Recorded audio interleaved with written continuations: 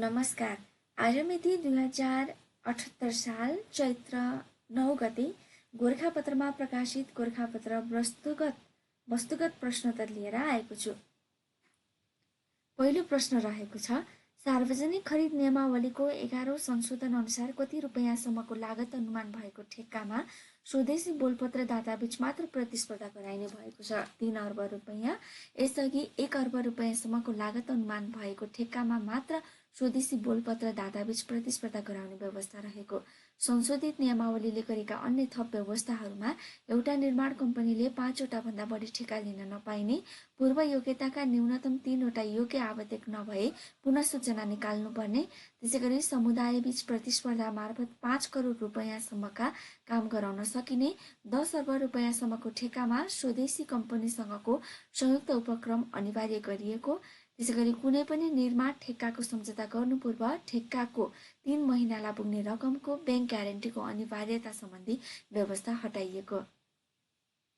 त्यसैगरी अर्को प्रश्न, साउदी अरेबियाका राजकुमार तथा विदेश मन्त्री फैजल अल बिन फरहान अल साउद औपचारिक भ्रमणका क्रममा कहिले नेपाल आएका हुन्? विक्रम सम्वत 2078 साल फागुन 30 गते, सन् 2022 मार्च 14 2 दिने भ्रमणको लागि आएका। त्यसैगरी अर्को प्रश्न, पोखराको फेवाताल किनारा र साराङकोट जोड्ने अन्नपूर्ण केबल कारको दूरी कति रहेको छ? 2.4 किलोमिटर। विक्रम सम्वत 2078 फागुन 6 मा फर्स्ट ओपनिङ गरिएको सो केबल कार 2078 साल चैत्र 1 देखि पूर्ण रूपमा सञ्चालनमा आएको। त्यसैगरी केबल कार सञ्चालनमा आए पश्चात सेती बगरबाट 7 देखि 8 मिनटमै साराङकोट पुग्न सकिने, हाल पोखराको प्रमुख पर्यटकीय स्थल लेक साइडदेखि साराङकोट पुग्न गाडीमा करिब 45 मिनट लाग्ने, केबल कार सञ्चालनका लागि 18 वटा टावरसँगै यात्रु बोक्ने 17 र सामान बोक्ने एक गरी 18 वटा गोन्डला अर्थात् डिब्बा रहेका, डिब्बाको संख्या बढाएर 35 वटा पुर्याउने योजना रहेको, प्रति डिब्बामा 8 जनाको क्षमता रहेको। त्यसैगरी निर्वाचन आयोगका अनुसार महानगरपालिकाका मेयर तथा उपमेयरका उम्मेद्वारले स्थानीय तह निर्वाचनमा गर्न पाउने खर्चको सीमा कति निर्धारण गरिएको छ? 7,50,000 रुपैयाँ। स्थानीय तह निर्वाचनमा तोकिएको खर्च सीमा यस प्रकार रहेको छ। महानगरपालिकाका मेयर र उपमेयरले 7,50,000 रुपैयाँ, वडा अध्यक्ष सदस्यले 3 लाख रुपैयाँ, उपमहानगरपालिकाका मेयर उपमेयरले 5,50,000 रुपैयाँ, वडा अध्यक्ष सदस्यले 2,50,000 रुपैयाँ, नगरपालिकाका मेयर उपमेयरले 4,50,000 रुपैयाँ र नगरपालिकाका वडा अध्यक्ष सदस्यले 2 लाख रुपैयाँ, त्यसैगरी गाउँपालिकाका प्रमुख उपप्रमुखले 3,50,000 रुपैयाँ, वडा अध्यक्ष र सदस्यले 1,50,000 रुपैयाँ खर्चको सीमा निर्धारण गरेको छ। त्यसैगरी अर्को प्रश्न रहेको छ, 2079 वैशाख 30 मा तय गरिएको स्थानीय तह निर्वाचनमा सहभागिताका लागि मान्यता प्राप्त दलको संख्या कति रहेको छ? 79। निर्वाचन आयोगमा दल दर्ताका लागि 80 दलले आवेदन दिएकोमा 79 दलले मान्यता पाएका।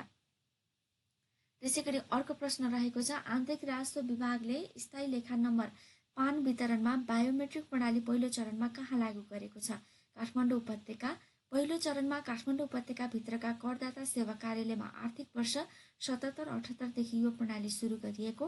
हाललाई विपान व्यावसायिक स्थायी लेखा नम्बर उपलब्ध गराउँदा मात्र यस्तो प्रणाली कार्यान्वयनमा ल्याइएको।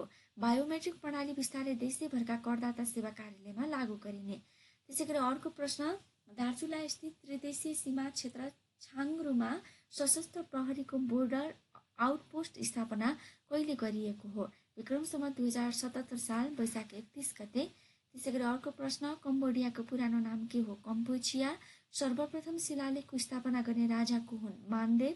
त्यसैगरी अर्को प्रश्न, कल्छुमन ताल गोर्खा जिल्लामा रहेको छ भने सत्यवती ताल कहाँ रहेको छ? पाल्पा। त्यसैगरी अर्को प्रश्न, नेपालको कुन हिमाललाई लेडिज पिक उपनामले चिनिन्छ? अमादबलम।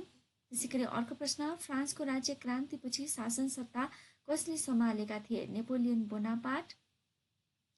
त्यसैगरी अर्को प्रश्न, नेपालको पहिलो बर्ड सेन्चुरी पन्छी अभयारण्य क्षेत्र घोषित क्षेत्र कुन हो? घोडाघोडी सिमसार क्षेत्र।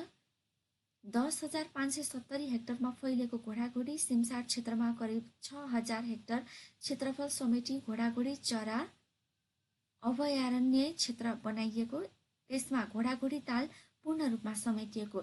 यहाँ पाइने चराको संरक्षण र पर्यटन प्रवर्धनमा टेवा पुर्याउने उद्देश्यका साथ घोडाघोडीलाई चरा अभयारण्य क्षेत्र घोषणा गरिएको। चरा अभयारण्य क्षेत्र भन्नाले चराले भयरहित वातावरणमा निर्वाध रूपमा आहार विहार र प्रजननका लागि अनुकूल वातावरणलाई ध्यान दिई निर्धारण गरिएको क्षेत्र भन्ने बुझिन्छ। विश्व रामसार क्षेत्रमा सूचीकृत घोडाघोडी सिमसारमा जलचर र थलचर गरी 360 प्रजातिका चरा पाइने अभिलेख रहेको। यस सिमसारमा 64 प्रजातिका जलपन्छी पाइने गरेका।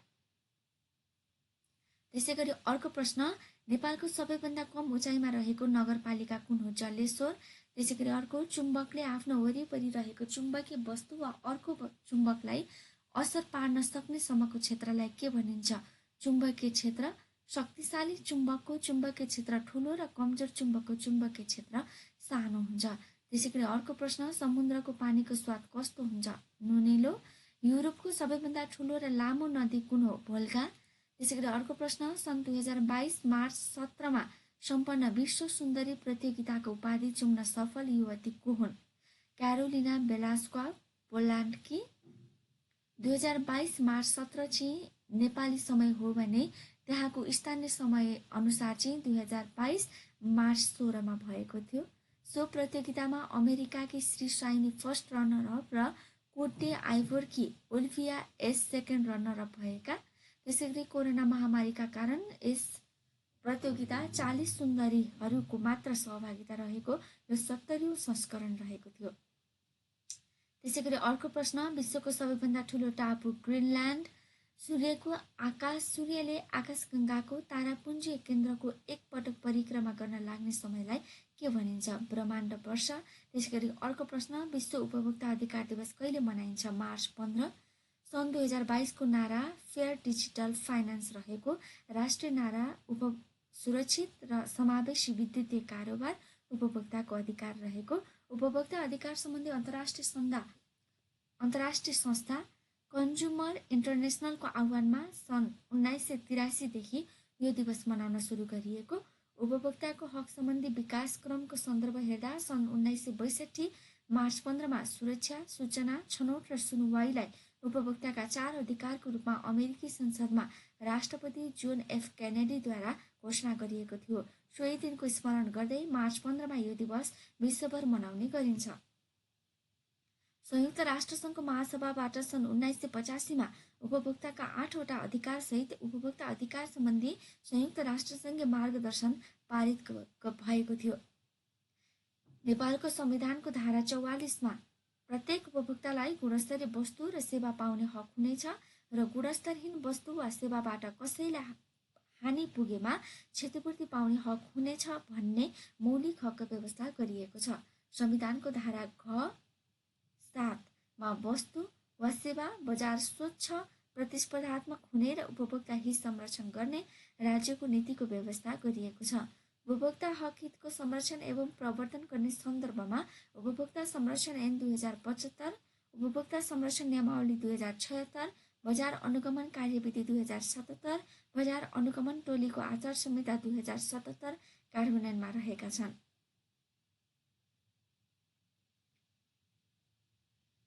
त्यसैगरी अर्को प्रश्न, मदन पुरस्कार प्राप्त गर्ने नेपालको प्रथम महिला साहित्यकार को हुन्?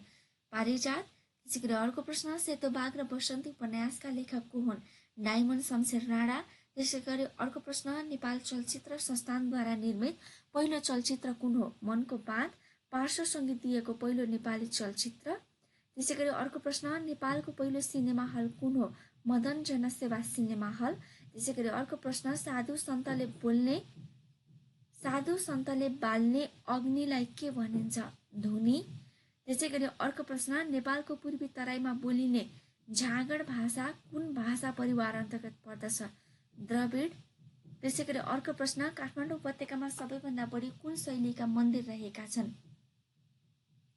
प्यागोडा।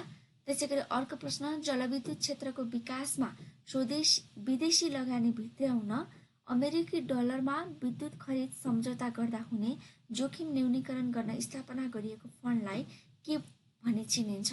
Hedging fund. फन्डको स्थापना पश्चात विदेशी मुद्रा घटबढको जोखिम यही फन्ड मार्फत बेहोरिने फन्डले विदेशी लगानी बढाउन सहयोग पुग्ने विश्वास गरिएको। त्यसैगरी अर्को प्रश्न, पिछडिएका जनताको जीवनस्तर उकास्न उद्योगको स्थितिमा सुधार ल्याउन, निर्यात बढाउन जस्ता विशेष अवस्थामा निश्चित अवधिका लागि कर नलगाउने वा कर छुट दिने व्यवस्थालाई के भनिन्छ? Tax holiday. यो थियो आजको गोरखापत्रमा प्रकाशित गोरखापत्र लोकसेवाका वस्तुगत प्रश्नोत्तरहरू।